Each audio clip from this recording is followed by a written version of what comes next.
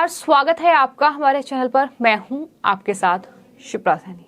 उत्तर प्रदेश में समाजवादी पार्टी के सबसे मजबूत गढ़ मैनपुरी में बीजेपी सेंध लगाने की तैयारी कर रही है। जी हां, मैनपुरी सीट जिस पर मुलायम सिंह यादव सांसद थे, लेकिन अब उनके निधन के बाद से ये सीट खाली है, जिस पर अब चुनाव आयोग उपचुनाव कराने की तैयारी कर चुका है। और इस सीट पर जहां बीजेपी अब मैनपुरी में कब्जा करने की तैयारी कर रही है, तो वहीं अखिलेश यादव की कोशिश यही है कि दरअसल जीत के साथ इस सीट पर अपने पिता मुलायम सिंह यादव के सम्मान को बरकरार रखा जाए।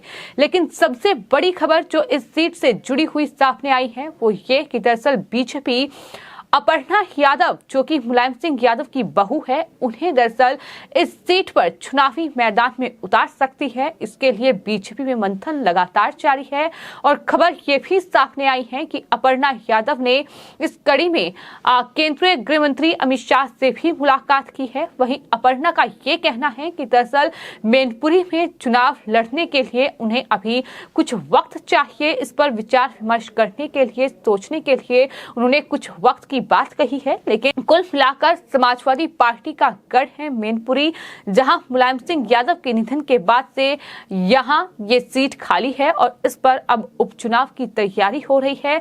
5 दिसंबर को इस सीट के लिए वोटिंग होगी, लेकिन इससे पहले अब बीजेपी मैनपुरी में सेंध लगाने का मौका चूकना नहीं चाहती है। और यही वजह है कि जो सूत्रों के हवाले से जानकारी सामने आई है कि बीजेपी इस सीट पर यादव परिवार की बहू अपर्णा यादव को टिकट देकर बड़ा दांव खेलने की तैयारी कर रही है। ये जो सीट है, आपको बता दें, यादव वोट बैंक काफी ज्यादा है, तो ऐसे में बीजेपी और साथ ही समाजवादी पार्टी में आमने सामने की कड़ी टक्कर इस सीट पर देखने को मिल सकती है अगर अपर्णा यादव चुनावी मैदान में उतरती है तो।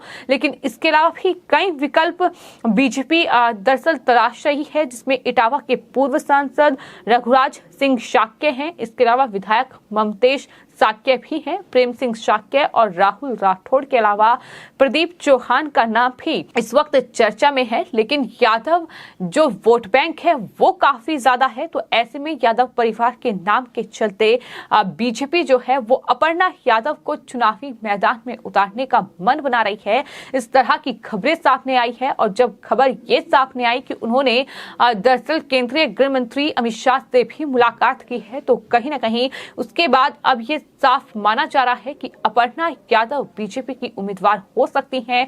हम सब जानते हैं कि किस तरह से उत्तर प्रदेश विधानसभा चुनावों में समाजवादी पार्टी के गढ़ में सेंध लगाने में बड़ी भूमिका जो है वो अपर्णा यादव ने निभाई है बीजेपी के भीतर।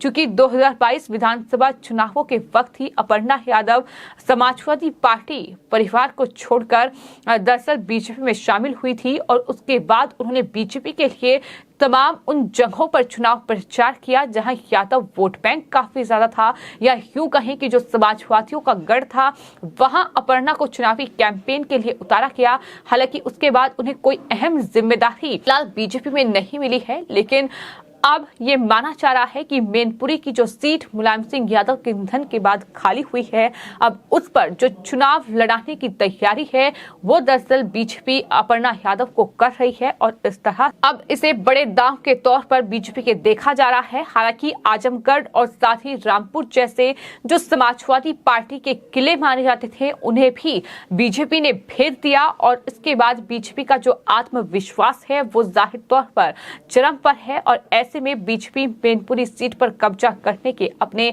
सालों की जो कोशिश उसकी रही है उसमें कामयाब बनाने के लिए इस मौके को जाहिर तौर पर चूकना नहीं चाहती। आपको बता दें, लखीमपुर खीरी की गोला गोकर्णनाथ सीट पर जो उपचुनाव हुआ उसमें बीजेपी की जीत हुई, समाजवादी पार्टी की करारी हार हुई और इस जीत के बाद बीजेपी का उत्साह काफी ज्यादा उत्तर प्रदेश में नजर आ रहा है। मैनपुरी लोकसभा सीट पर उपचुनाव की रणभेरी बच चुकी है।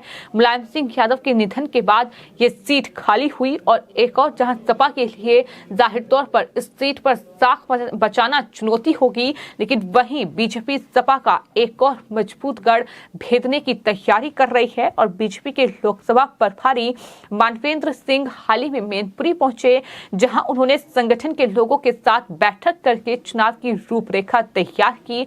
मानवेंद्र सिंह ने कहा कि बीजेपी का एक एक कार्यकर्ता चुनाव के लिए तैयार है, ये उनकी तरफ से कहा गया है। हालांकि ये माना जा रहा है कि मैनपुरी की राह बीजेपी के लिए अब आसान हो सकती है। आज तक मैनपुरी की संसदीय सीट पर बीजेपी कभी जीत हासिल नहीं कर सकी।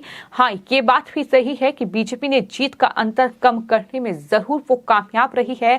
2019 में सपा बसपा गठबंधन के बावजूद नेताजी मुलायम सिंह यादव करीब 95,000 वोट से ही जीत पाए थे। नेताजी के नहीं रहने से मैनपुरी की राह बीजेपी के लिए जरूर आसान होगी और यही वजह है कि मुलायम सिंह यादव के निधन के बाद इस सीट पर ये उपचुनाव हो रहा है और इस सीट के लिए अब अपर्णा यादव को चुनावी मैदान में उतारने की तैयारी बीजेपी की ओर से हो रही है। सूत्रों के हवाले से ये जानकारी निकलकर सामने आई है कि समाजवादी पार्टी के गढ़ मैनपुरी में दरअसल अपर्णा यादव बीजेपी की ओर से चुनावी मैदान में उतरेगी। हालांकि ये आने वाले वक्त में देखना होगा, लेकिन फिलहाल केंद्रीय गृह मंत्री अमित शाह से भी उनकी मुलाकात हुई है, तो उसके बाद कहीं न कहीं ये जो खबर है अब ये पुख्ता होती दिखाई दे रही है। जिस तरह से लगातार जो चुनावी कैंपेन है वो बीजेपी ने शुरू कर दिया है। हालांकि उन्होंने ये कहा है कि नेताजी की सीट पर चुनाव लड़ने का फैसला लेने के लिए उन्हें वक्त चाहिए और इस तरह से अभी उनकी तरफ से कोई फैसला नहीं लिया गया है, ना ही बीजेपी ने अभी तक इस पर कोई मुहर लगाई है। लेकिन इस तरह की खबरें सियासी गलियारों में लगातार जारी है। तो कुल मिलाकर ये बेहद महत्वपूर्ण सीट और बेहद महत्वपूर्ण चुनाव, जो कि 5 दिसंबर को इस सीट पर वोटिंग होगी और 8 दिसंबर को नतीजे सामने आएंगे। तो इसको लेकर जो बीजेपी और समाजवादी पार्टी है वो दरअसल तैयारियों को अंतिम रूप देना उन्होंने शुरू कर दिया है।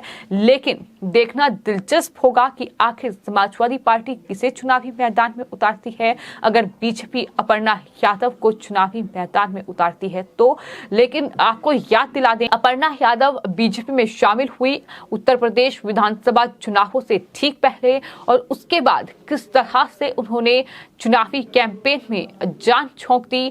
तमाम ऐसे बयान उनके सामने आए जिसमें उन्होंने खुद को शेरनी बताया और तमाम समाजवादी पार्टी के उन कार्यकर्ताओं को भी करारा जवाब दिया जिन्होंने दरअसल अपर्णा यादव को रोकने की कोशिश की। उनकी तमाम जनसभाओं में उनके बयानों को लेकर उन्हें घेरने की कोशिश की, लेकिन अपर्णा शेरनी की तरह दहाड़ती नजर आई और अपर्णा यादव दरअसल मुलायम सिंह यादव के आशीर्वाद से ही बीजेपी में शामिल हुई थी। उनका आशीर्वाद उन्हें मिला, उसके बाद उन्होंने बीजेपी को ज्वाइन किया, ये उनकी तरफ से भी कहा गया है। और इस तरह से देखना ये होगा कि क्या मुलायम सिंह यादव का जो गढ़ है मैनपुरी, वहां से अपर्णा यादव को अगर चुनाव लड़ाने की तैयारी बीजेपी करती है तो क्या अपर्णा यादव मुलायम सिंह यादव की सीट पर बीजेपी के टिकट पर चुनाव लड़ेंगी। ये सबसे अहम बात होगी, क्योंकि दूसरी तरफ अखिलेश यादव हैं और जाहिर तौर पर उनकी पार्टी है जो कि चुनावी मैदान में उतरेगी और मुलायम सिंह यादव की इस सीट को बचाने की भरपूर कोशिश करेंगी। अब देखना दिलचस्प होगा कि आखिर क्या कुछ चुनावी समीकरण जो है इस सीट पर देखने को मिलते हैं। लेकिन ये साफ है कि अगर अपर्णा को चुनावी मैदान में बीजेपी इस सीट से उतारती है तो जाहिर तौर पर बीजेपी की राह मैनपुरी में आसान हो जाएगी और यादव वोट बैंक जो कि काफी मायने इस सीट पर रखता है, फिर चाहे वो शाक्य हो, पाल, लोधी जैसी ओबीसी जो जातियों का ये वोट बैंक है, ये काफी इस सीट पर है। और यही वजह है कि इस सीट को साधने के लिए सीएम योगी के आवास पर प्रदेश अध्यक्ष उपेंद्र चौधरी, संगठन महामंत्री धर्मपाल ने जीत के लिए मंथन भी किया है। प्रत्याशी चयन के लिए कुछ नामों पर चर्चा हो चुकी है। 9 नवंबर यानी मंगलवार को होने वाली कोर कमेटी की बैठक में भी प्रत्याशी के नाम पर चर्चा की जाएगी, ये जानकारी सामने आई है। और इसके बाद सभी नाम जो हैं वो दरअसल केंद्र को भेजे जाएंगे, ये जानकारी सामने आई है। तो कुल मिलाकर देखना दिलचस्प होगा कि मुलायम सिंह यादव का जो गढ़ है यानी मैनपुरी, वहां बीजेपी क्या मुलायम सिंह यादव की बहू अपर्णा यादव को ही चुनावी मैदान में उतारती है या फिर नहीं। अपर्णा यादव क्या मुलायम सिंह यादव की सीट पर चुनाव लड़ेंगी या यही ये फिलहाल सवाल है जो कि बने हुए हैं जाहिर तौर पर, और जनता का ये साफ तौर पर कहना है कि अपर्णा यादव अगर इस सीट से चुनाव लड़ती हैं तो जाहिर तौर पर उनके जीत के चांसेस काफी ज्यादा होंगे, क्योंकि वो मुलायम सिंह यादव की बहू है। भले ही बीजेपी से चुनाव लड़ रही है, लेकिन यादव वोट बैंक जो है वो कहीं ना कहीं उसमें सेंध लगाने में कामयाब हो पाएगी। फिलहाल आपकी इस पूरे मामले पर क्या राय है, हमें कमेंट बॉक्स में जरूर लिखें और चैनल को सब्सक्राइब करें। धन्यवाद।